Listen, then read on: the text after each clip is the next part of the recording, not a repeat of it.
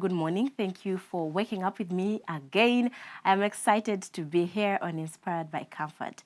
And I don't just talk for granted. You know, the fact that you always wake up and make sure that before you go to work, and some of you actually watch me from work. I've received feedback of some of you that tell me, you know what, when I get to work, the first thing that I do is watch you.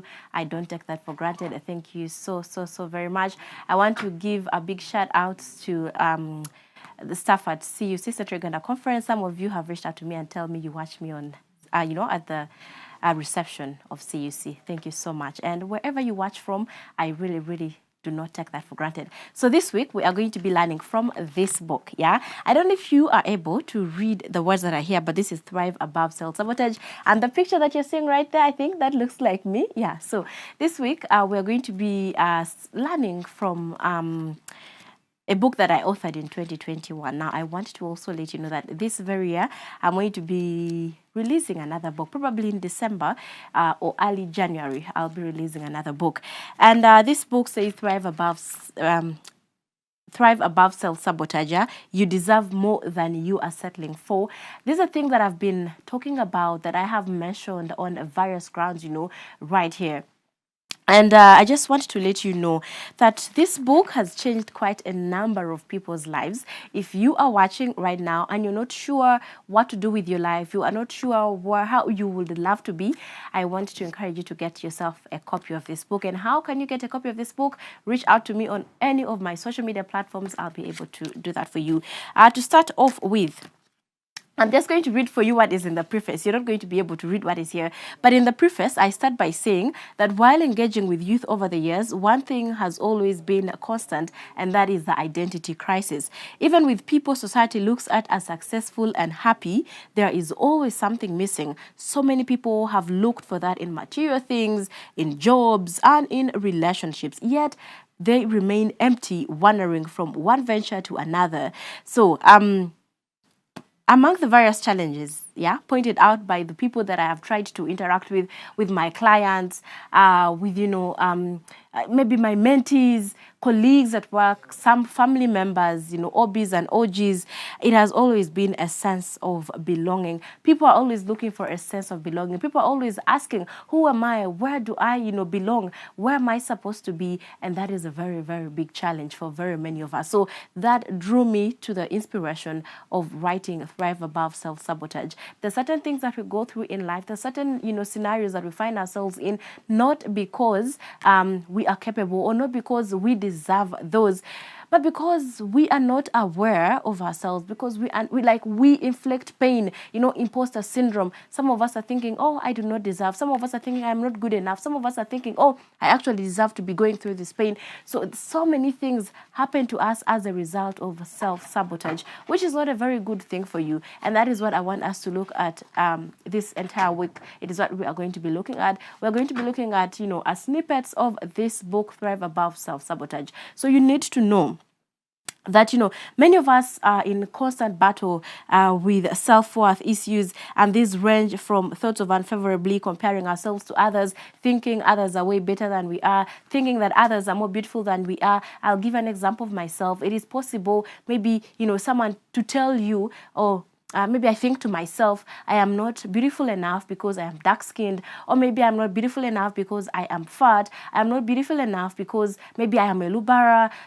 So many of us have had limiting factors in our lives that only damage who we are, that only damage our reputation, that only damage what we can do for ourselves, what we can do with our lives. And that is what I want us to look about. I want us to thrive above self-sabotage. I want you to stop blaming other factors. I want you to stop looking at other factors as a reason for your failure, for your, being behind your schedule and all that.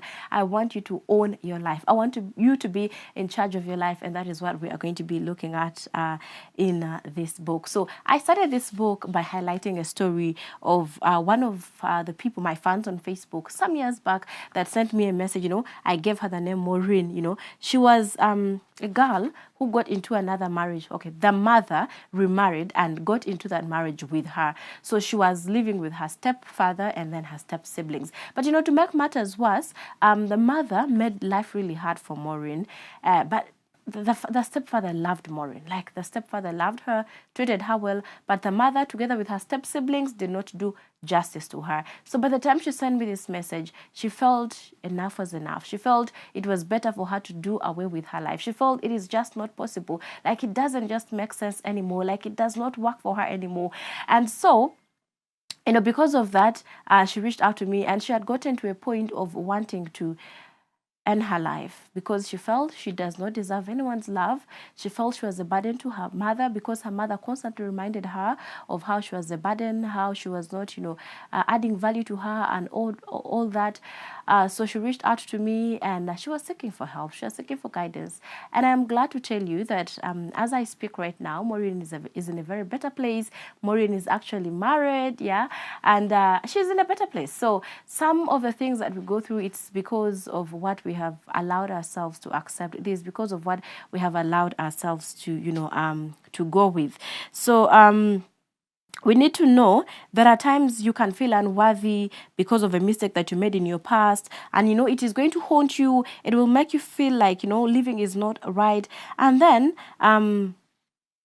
you might also be there and you're like, what, I was once maybe in a relationship, I once had this job opportunity, and then I blew things up, so I don't deserve any other chance. I want to tell you that you deserve the chance. I want to tell you that everything is very possible for you. You are not defined by your past, and it does not matter what reason makes you feel unworthy. The most important is how you handle all this. You need to know that God did not create anyone that was worthless. If that were the case, then Jesus Christ would have highlighted that when he came to die. He would have said, what, I have come to die for this group of people. I have come to die for the Lubaras. I have come to die for the Baganda. I have come to die for the, Basoga.